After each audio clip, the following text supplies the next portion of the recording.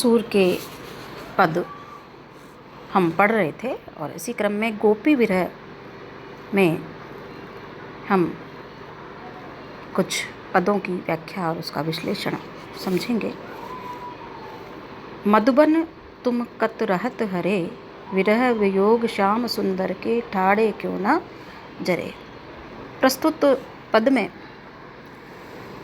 स्मृति जन्य जो विरह वेदना है गोपियों की वो प्रकट हुई है। संपूर्ण ब्रज में कृष्ण के संयोग की मादक मधुर स्मृतियाँ चारों तरफ बिखरी पड़ी हैं और गोपियाँ जहाँ भी दृष्टि डालती हैं उन्हें सहज रूप से कृष्ण का स्मरण हो आता है। वे विश्वास नहीं कर सकती कि उनके वियोग में किसी भी वस्तु की दशा पूर्व वैसी ही रह सकती है, क्योंकि वो तो विरह वेदना में जल रही हैं। फिर कोई भी जो वस्तु है वो वैसे की वैसी कह से रह सकती है, तो वो मधुबन को हरा भरा देख करके प्रश्न करती हैं, मधुबन तुम क्यों रहत हरे, विरह वियोग श्याम सुंदर के ठाड़े क्यों न जरे। क्योंकि तुम खड़े खड़े क्यों नहीं जल गए विरह वेदना में। मोहन बेनु बजावत द्रुमतर शाखा टेक खरे, मोहे थावर अरु जड़ जंगम मुनि जन ध्यान टरे। वह सितवनी तू मन न धारत है, फिर पुह धरे सूरदास प्रभु विरह दावानल नक सिक लो न जरे। कहती कि तुम किस प्रकार से हरे भरे और खड़े हो, और क्योंकि गोपियों के तो तन मन में कृष्ण के सानिध्य की जो स्मृतियाँ हैं वो विद्यमान हैं, तो उससे वो अत्यंत ही विवल होती है और वो प्रश्न कर रही हैं कि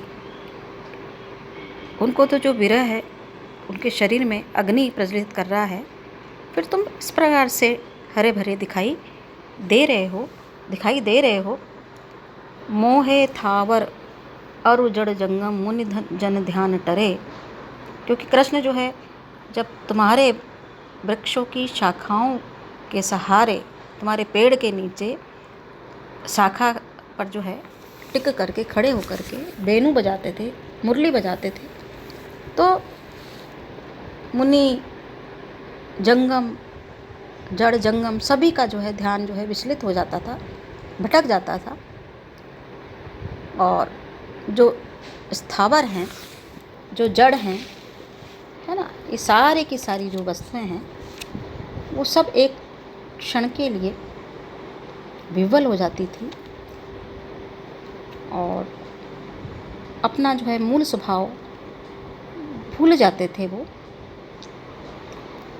लेकिन तुम जो है यहाँ किस प्रकार से हरे भरे दिखाई दे रहे हो, तुम्हारे मन में ये बिल्कुल भी ध्यान नहीं आता है और तुम्हारे जो है फिर पूप धरे पुष्प जो है तुम्हारे शाखाओं पे दिखाई दे रहे हैं, वह चितवनी तू मन न धरत है। कृष्ण का वियोग क्या तुम्हारे मन में बिल्कुल भी नहीं है। सूरदास प्रभु विरह दवानल नख सिक लो न जरे। तुम विरह के जो दावानल है उसमें नख से लेकर के शिख तक क्यों न जल जाते हो, और तुम किस प्रकार से इतने हरे भरे दिखाई देते हो। क्या तुम्हारा मन इतना कठोर है और इस प्रकार से तुम्हारे मन में ये भाव जंगल की जो आग के समान, जंगल की आग जो है विरह दावानल जैसे होती है दावानल, उस प्रकार से विरह वेदना से तुम जल कर राख क्यों नहीं हो जाते हो, और किस प्रकार से तुम यहाँ पर हमें खड़े हुए हरे भरे दिखाई देते हो। तो वो प्रश्न कर रही है, क्योंकि उनके मन में है कि जिस प्रकार से विरह वेदना उनको अंदर से जला रही है, तो क्या इस विरह वेदना का तनिक मात्र भी स्पर्श क्या इस मधुबन को नहीं होता है क्या। इसी प्रकार से आगे का पद देखिए कि जब कृष्ण गोपियों को छोड़ करके, पूरे ब्रजमंडल को छोड़ करके चले गए, उनकी क्या विरह वेदना से क्या दशा हो रही है। एक तो हमने अभी देखा कि वो मधुबन से प्रश्न कर रही है कि तुम कत रहत हरे, तुम हरे भरे कैसे दिखाई देते हो, विरह वियोग के कारण तुम जले क्यों नहीं, ठाड़े क्यों नहीं, खड़े खड़े क्यों नहीं जल गए, है ना। क्योंकि कृष्ण ने तुम्हारे जो है तरु के तले, पेड़ों के तले, शाखाओं द्रुम तर शाखा टेक खरे उनके नीचे मधुर जो है बंसरी बजाई थी, तो तुम्हें क्या वो विरह वेदना बिल्कुल भी जला नहीं रही है क्या। इसी क्रम में वो जो गोपियां हैं वो क्या बात करती हैं, संदेशन मधुबन कूप भरे, अपने तो पठवत नहीं मोहन, हमरे फिर न फिरे, जिते पठिक पठे मधुबन को बहु न शोध करे। और देखिए, के वे श्याम सिखाई प्रबोधे, के कहूँ बीच मरे, कागज गरे मेघ मसी खूंटी, सर दब लाग जरे, सेवक सूर लिखन को आंधो, पलक कपाट अरे। कहती है कि देखिए कैसा उनके भीतर अंतर्द्वंद है। वियोग में जो है गोपियों की जो दशा है वो किस प्रकार से हो गई है, और ये विरह वेदना जो है अंदर ही अंदर उन्हें जलाए जा रही है, और इनकी स्थिति बड़ी विकट हो गई है, बड़ी दयनीय दशा है। और वो जो भी वहाँ से आता है उससे प्रश्न करती है।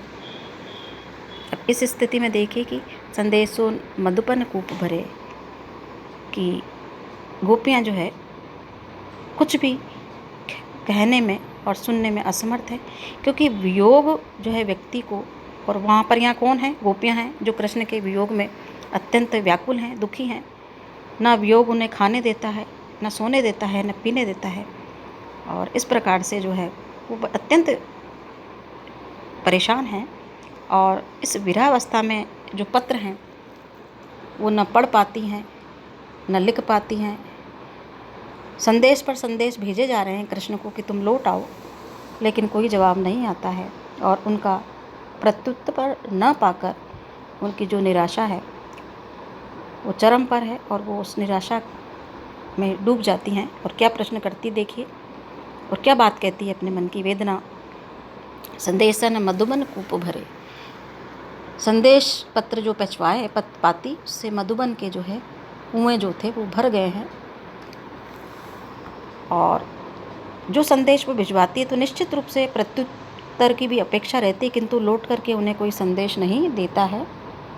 जो पथिक जाता है वह उधर ही बस जाता है, अथवा कहीं मार्ग में मर जाता है, ऐसा उनको अंदेशा रहता है। हमरे ना फिरे, जिते पठिक पठे मधुबन को बहु ने न शोध करे, है ना, लौट करके वापस नहीं आए। के वे श्याम सिखाए प्रबोध, या तो कृष्ण ने उनको सिखा दिया है कि का वो बीच मरे, या फिर वो रास्ते में ही मर गए हैं, मार्ग में ही मर गए हैं। वो प्रिय भी बड़ा कठोर है, बड़ा निष्ठुर है, जो अपनी ओर से कोई संदेश नहीं भेजता है, और हमारे जो जितने भी संदेश हम भेजते हैं उनको भी अपने पास वो रख लेते हैं। गोपियों की जो ये पीड़ा है अत्यंत जो है मर्मस्पर्शी है, अकथनीय है, और इसी को उन्होंने यहाँ पर व्यक्त किया है। कागद गरे, कि जिस पर पत्र लिखने वाला जो कागज़ है वो गल गया है। गरे मेघ मसी खूंटी, शाही जो है सूख गई है। सर दब लाग जरे, और जो सर जिससे कि सरकंडों से जो कलम बनाई जाती थी वो दावा नल जो है विरह अग्नि जो है उससे वो है जल गए हैं, है ना। और कागज़ जो है उनके आँखों की से जो विरह वेदना के जो आंसू बह रहे हैं उनसे गल गया है। शाही सूख गई है विराग्नि से, और सरकंडे जिनके बनाए जाते जिससे कलम बनाई जाती थी उस दावा नल से जैसे जंगल में आग लगती है उसी प्रकार से उनकी विरह वेदना की अग्नि से जो है वो सब कुछ जल गया है। सेवक सूर लिखन को आंदो पलक कपाट, उनके सूरदास जी कहते हैं कि वो उनकी जो है इस महिमा को लिखने के लिए क्या है अपने आप को अक्षम पाते हैं, क्योंकि वो नेत्रों से आँख को आंध्रो पलक कपाट, और पलक रूपी जो किवाड़ है वो बंद है, उसके भीतर केवल कृष्ण की छवि जो है समाई हुई है। इस प्रकार से जो पत्र की प्रतीक्षा गोपियाँ जो है निरंतर बाट जोहती रहती हैं, कृष्ण की जो है प्रतीक्षा में तड़पती हैं। और इस प्रकार से जो भी कृष्ण के समय में जो चीज़ें उन्हें आनंद प्रदान करती थी वे सारी उनको अब दाहक लगती हैं, जलाने वाली प्रतीत हो रही हैं। इसी संदर्भ में उन्होंने मधुबन कत तुम रहत हरे, और दूसरा संदेशन मधुबन कूप भरे, ये दोनों बातें वे कहती हैं। और ये जो खीज जो विरह वेदना है, जो पीड़ा है, वो विरह वेदना के कारण ही है, क्योंकि वो कृष्ण की प्रतीक्षा कर रही हैं कि कृष्ण अवश्य आवेंगे, किंतु कृष्ण लौट करके नहीं आते हैं। और वो उनकी जो पीड़ा है वो असहनीय होने लगती है, और निरंतर